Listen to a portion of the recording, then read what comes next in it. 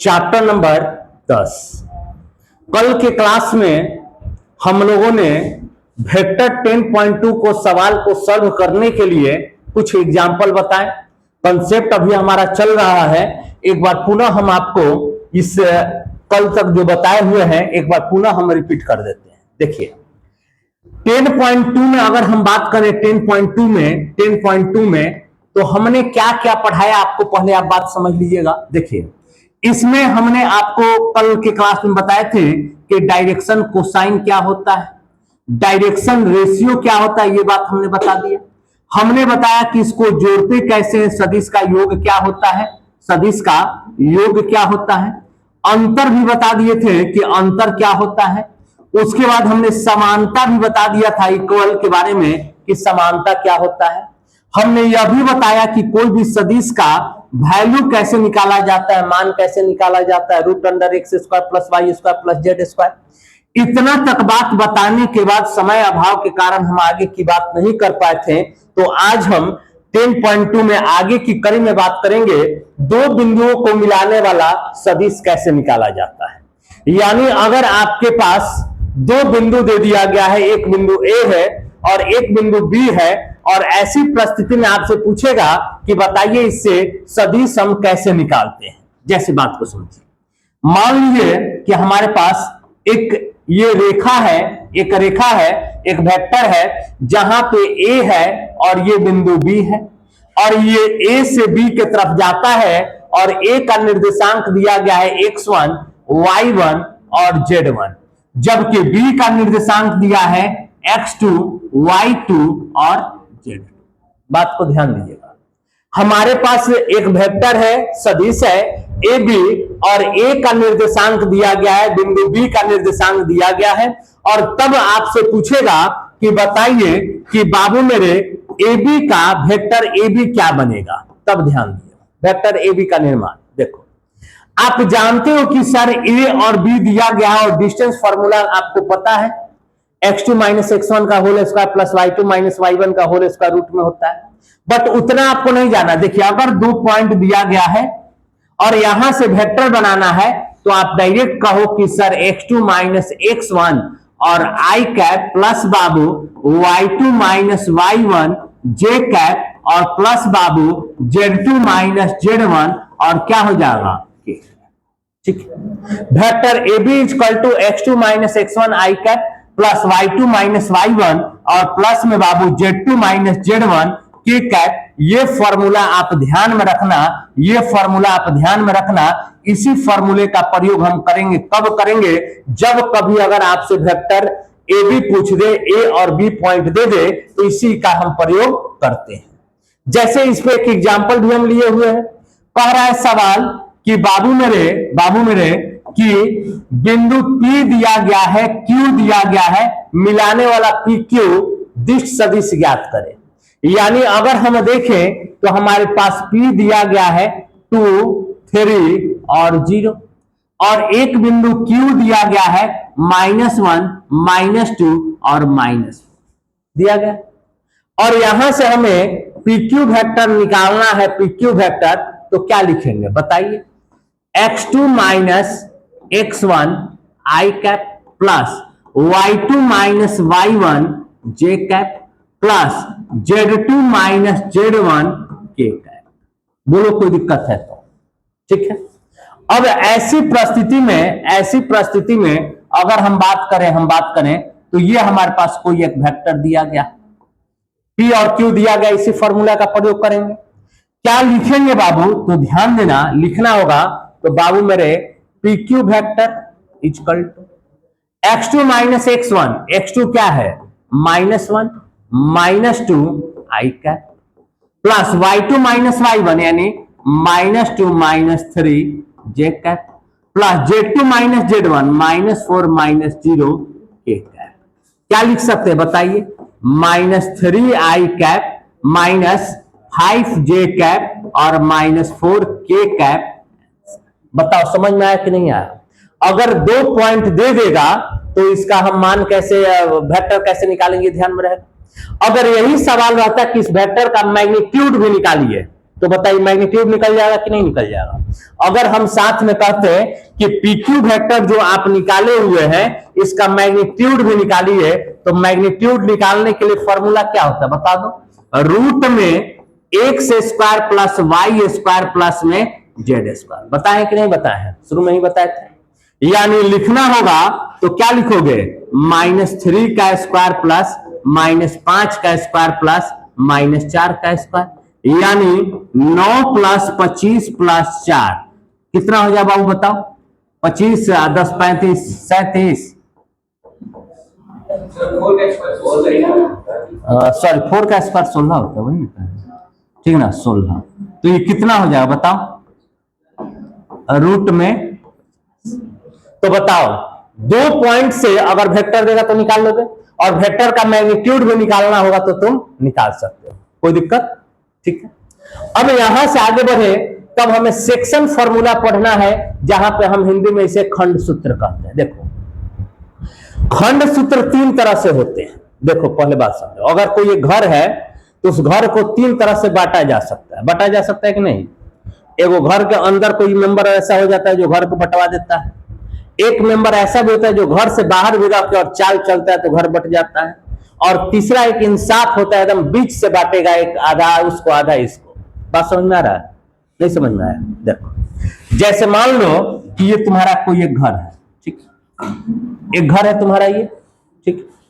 अब एक मेंबर इसमें ऐसा है ना, एक मेंबर ऐसा है जो इसको 2 भाग में बांट दे। जैसे मान लो ये ए है और ये बी, ठीक। एक मेंबर आर ऐसा है जो इसको कितने भाग में बांट दिया, 2 भागों में। तो ये आपका एम में बांट दिया, एन में बांट दिया, तो हम इसको एक विभाजन समझते हैं।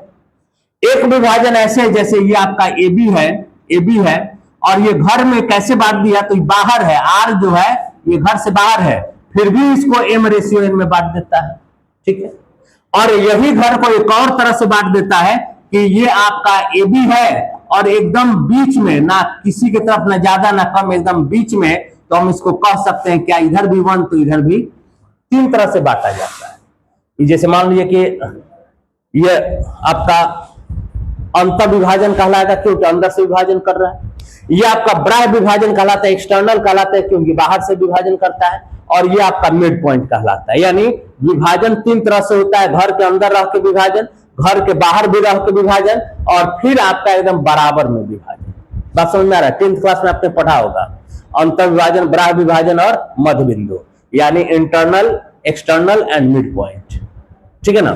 तो अब यहां से अगर हम विभाजित करें बाबू, तो यहां से भी हमको समझना होगा कि 3 तरह से विभाजित होगा। एक तो होगा इंटरनल यानी अंतर विभाजन, सुनो बात अच्छे से, अंतर विभाजन, अंतर विभाजन। यह अंतर विभाजन क्या है, जैसे मान लो कि एक रेखा ये है, अंतर विभाजन, ये रेखा है, ठीक। और यहां पे आपका वेक्टर ए ही ले लेते हैं कि क्या है बाबू, यहां पे कोई वेक्टर ए है और यहां पे वेक्टर बी है, और ए एक पॉइंट है आर जिसको ये m/n में विभाजित करता है। तो पूछेगा अंतर विभाजन क्या बनेगा, क्लास 10th वाला फॉर्मूला याद है क्या बाबू मेरे, m vector b plus n vector a और बाई में m प्लस, ये फॉर्मूला लगा लीजिए, ठीक है। तो इसको हम लोग कहते हैं अंतर विभाजन। आगे की बात करें तो बाह्य विभाजन, क्या बाबू, बाह्य विभाजन जिसको हम इंग्लिश में एक्सटर्नल कहते हैं, बाह्य विभाजन। ये क्या है, जैसे मान लीजिए कि ये आपका एक रेखा हो गया और यहां से ये बाहर से डॉट डॉट है। जैसे मान लो यहाँ पे वेक्टर ए है, यहाँ पे वेक्टर बी है और ये पॉइंट क्या है बाबू, अब ये जो बाहर से विभाजन कर रहा है, तो मान लो ये m है, ये n है, तो m vector b minus n vector a और बाई में m माइनस n, दोनों फॉर्मूला बराबर है। इंटरनल रहेगा तो प्लस, एक्सटर्नल रहेगा तो माइनस, ठीक। अब एक और है तीसरा, इसको भी हम लोग ध्यान दे देते हैं। जैसे मान लो कि इसको कहते हैं मध्य बिंदु, क्या कहते हैं बाबू, मध्य बिंदु। अब यहां पे अगर हम बात करें, यहां पे बात करें तो देखो, यहां पे वेक्टर ए मान लेते हैं, यहां पे वेक्टर बी मान लेते हैं, और एकदम बीच में कहीं आर है। तो मध्य बिंदु के लिए याद रखना, वेक्टर ए प्लस वेक्टर बी को जोड़कर और 2 से डिवाइड कर देना तो मिड पॉइंट पता चल जाता है। बोलो कोई दिक्कत है? कोई दिक्कत है यहां तक में तो बोलो। Internal, external and mid point, यानी अंतर विभाजन, ब्राय विभाजन और मध्य बिंदु। कोई दिक्कत है तो बोलो। ठीक है, चलिए बढ़े ना आगे। अब आपका सवाल चालू होता है 10.2 और यहां से हमें सॉल्व करना है। चलिए देखते हैं। सुन, दिया गया है वेक्टर ए, कह रहा है कि इसका परिमाण ज्ञात करें। अब जिससे पूछेंगे वही बताए। खड़ा होइए तो आप। ए देकर और ए का मैग्नीट्यूड हमसे पूछा जा रहा है, बताइए क्या होगा। बताओ क्या होगा।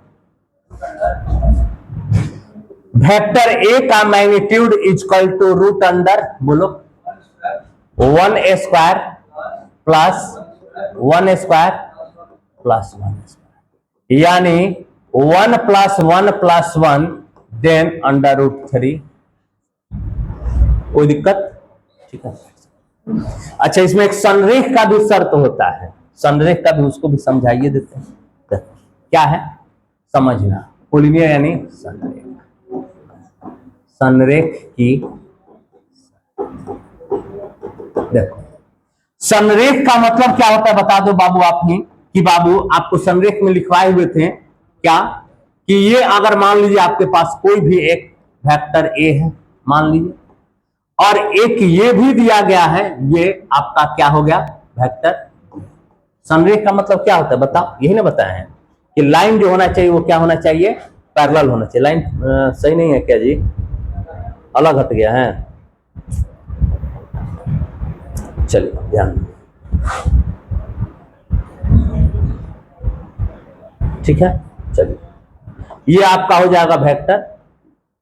यानी संरेख में आपको ध्यान रखना होगा क्या बाबू, जानते हो कि जो भी वेक्टर ए बनेगा, जो भी वेक्टर ए बनेगा वो लैम्डा वेक्टर बी के बराबर होना चाहिए। यानी हो सकता है ए बी बराबर होगा, ध्यान देना, ए और बी बराबर होगा, लैम्डा कभी इधर गुना हो जाएगा कभी इधर गुना हो जाएगा। लैम्डा क्या कोई भी कांस्टेंट वैल्यू है। ये सवाल तो हम आपको समझाएंगे, ठीक है ना। अभी केवल इतना ही ध्यान रखिए। चलिए पहला सवाल हो गया। अगला सवाल कह रहा है ना कि समान परिमाण वाले 2 सदिश लिखिए। ऐसा सदिश आपको लिखना है जिसका मैग्नीट्यूड क्या हो, बराबर हो। अपने मन से ले लेते हैं। Vector A equal to i plus 2j plus में बाबू 4k, और वेक्टर बी अगर लिखे तो 4i प्लस में j और प्लस में 2। बताओ दोनों का परिमाण बराबर होगा कि नहीं होगा। क्यों सर, इसका परिमाण निकालिएगा तो √1 square plus 2 square plus 4 square, और इसका भी निकालेंगे तो √4 square plus 1 square plus 2 square.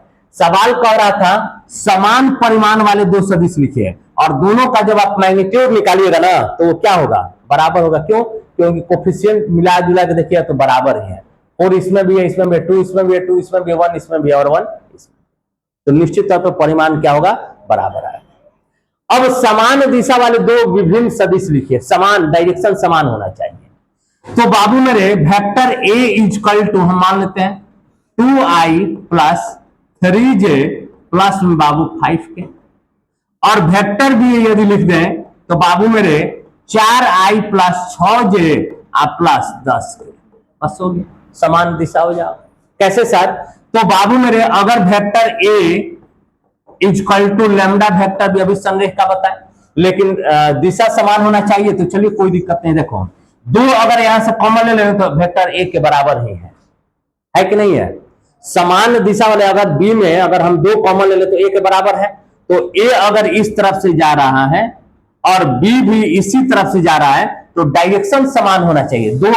2a से गुना करने का मतलब क्या, केवल मैग्नीट्यूड में अंतर होता है, डायरेक्शन में कोई अंतर नहीं होता। माइनस से गुना करते ना तब हो जाता है डायरेक्शन में अंतर। तो यहां से अगर आपसे कह रहा था क्या कि समान दिशा वाले 2 विभिन्न सदिश लिखे, तो हमने लिख दिया।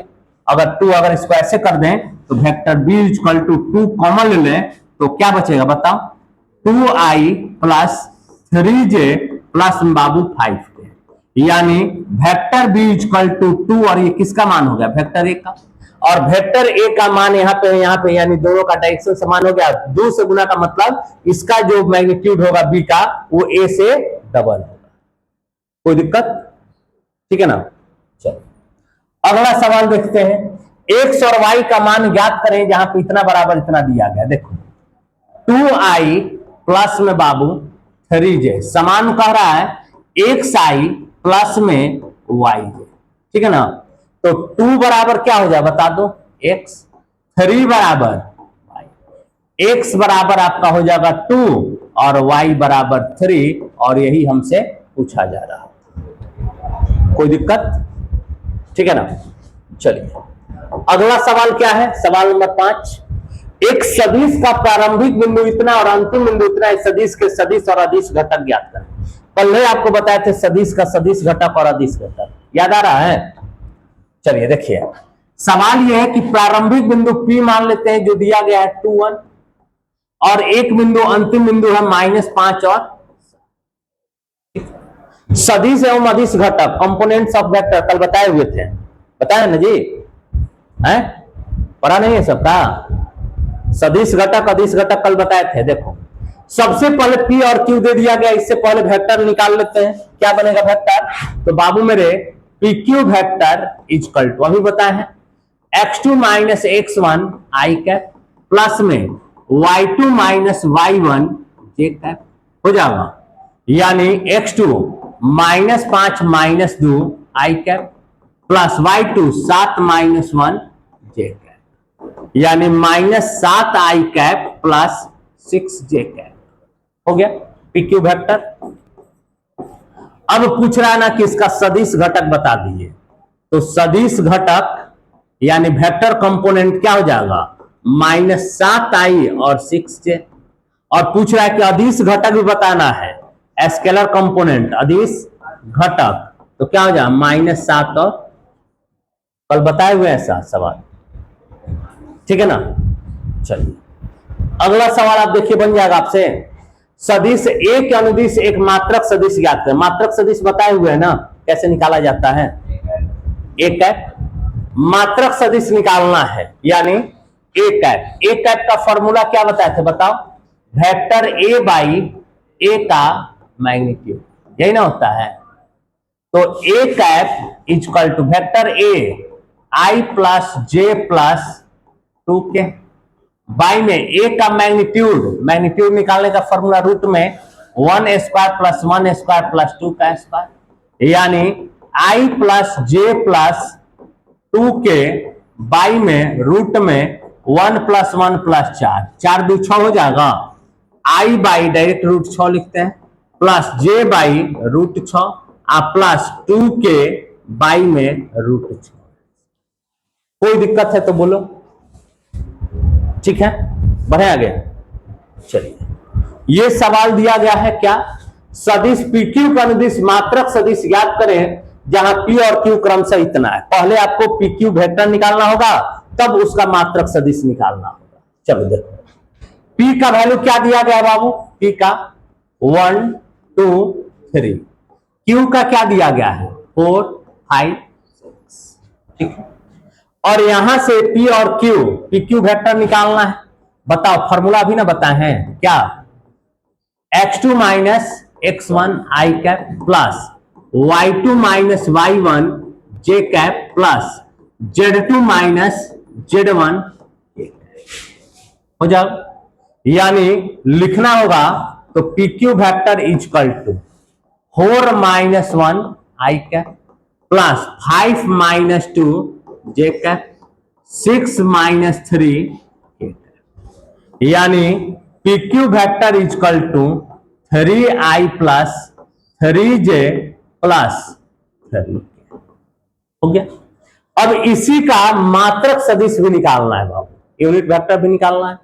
तो PQ यूनिट वेक्टर बदलने के लिए क्या हो जाएगा, PQ और बाई में PQ वेक्टर का बता दो मैग्नीट्यूड, यानी PQ क्या है 3i प्लस में 3j प्लस में 3k, और बाई में यदि लिखें तो मैग्नीट्यूड PQ का 3 का स्क्वायर प्लस 3 का स्क्वायर प्लस 3 का स्क्वायर, क्या लिख सकते हैं बताइए, 3 अगर कॉमन ले लें तो i plus j plus k, और बाई में कितना हो जाए बता दो 9 प्लस 9 प्लस 9, यानी 3i plus j plus k, और बाई में कितना हो जाएगा 27, रूट में 27, और √27 को हम क्या लिख सकते हैं बोलो, 3i प्लस जे प्लस के, और बाई में 3√3, 3 कैंसिल, यानी लिखना होगा तो i by √3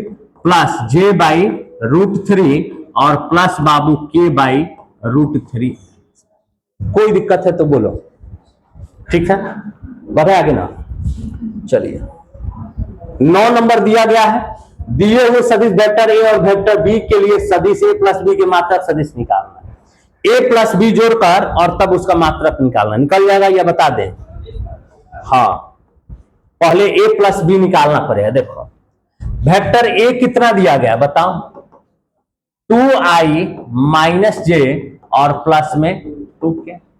vector B equal to -i plus J और माइनस के। वेक्टर ए प्लस वेक्टर बी अगर जोड़ दे तो कितना होगा बताओ, i प्लस 0j और प्लस में बाबू हो जाएगा ना। अब इसी का मात्रक सदिश निकालना है, तो a प्लस बी का मात्रक सदिश यानी कैप, तो vector a plus vector b और बाई में vector a plus vector b का magnitude. a plus b i plus 0j और प्लस में बाबू k, बाई a का मैग्नीट्यूड निकालेंगे a प्लस बी का, 1 का स्क्वायर प्लस 0 का स्क्वायर प्लस 1 का स्क्वायर, कितना हो जाए बताओ, i प्लस के रहने दीजिए और बाई में √2 हो जाएगा, 1 का स्क्वायर 1, 1 का स्क्वायर 1, 1 1 जोड़ देंगे 2, यानी i बाई √2 प्लस के बाई √2। कोई दिक्कत है तो बोलिए।